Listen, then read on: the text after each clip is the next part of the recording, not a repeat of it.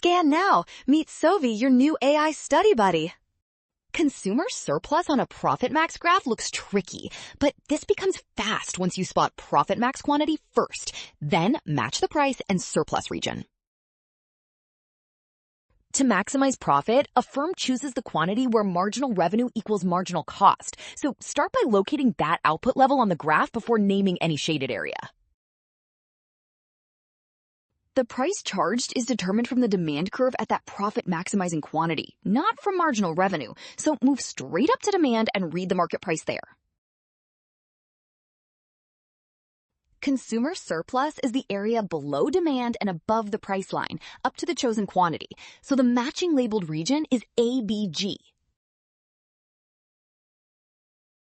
Well done! Option A. Scan now. Don't rush signs or labels. Trust what's given and check each step before picking the shaded region.